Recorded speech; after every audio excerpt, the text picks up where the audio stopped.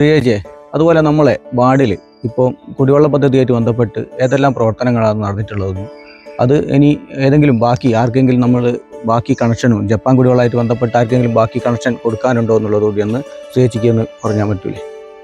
2020 നമ്മൾ തിരഞ്ഞെടുത്ത് വരുന്ന സമയത്ത് വാർഡിൽ ജലജീവൻ കണക്ഷൻ ഒരു 25% മാത്രമേ നമ്മളെ വാർഡിൽ ലഭിച്ചിരുന്നുള്ളൂ. എന്നാൽ ഇക്കഴിഞ്ഞ 5 വർഷക്കാലം കൊണ്ട് നമുക്കത് 99% എത്തിക്കാൻ വേണ്ടി സാധിച്ചിട്ടുണ്ട്. പ്രധാനമായിട്ടും കുടിവെള്ള ലഭ്യത കുറഞ്ഞ സ്ഥലങ്ങൾ, മണപ്പുറം ഭാഗം, അതുപോലെ തന്നെ പാറക്കുഴി ഭാഗങ്ങളിലൊക്കെ തന്നെ പഞ്ചായത്തിൻ്റെ കുടിവെള്ളം എത്തിക്കുന്ന രീതിയിലുള്ള സ്ഥാനത്ത് ഇന്ന് എല്ലാവർക്കും തന്നെ ജലജീവൻ്റെ കുടിവെള്ളം ലഭ്യമാകുന്നുണ്ട്.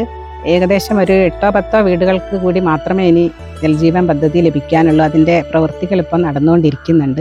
അതുപോലെ തന്നെ വാർഡിൽ 3 കുടിവെള്ള പദ്ധതികളാണ് നമുക്കുള്ളത്. മൈലപ്പുഴ, അതുപോലെ തന്നെ നെട്ടനാട്ടുമ്മൽ, എടക്കുടി കുടിവെള്ള പദ്ധതി. അതിൽ മൈലപ്പുഴ ഭാഗത്ത് നമ്മൾ മോട്ടറിൻ്റെ പ്രശ്നമൊക്കെ പരിഹരിച്ച് 35 കുടുംബങ്ങൾക്ക് ഇപ്പോൾ വെള്ളം ലഭ്യമാകുന്നുണ്ട്.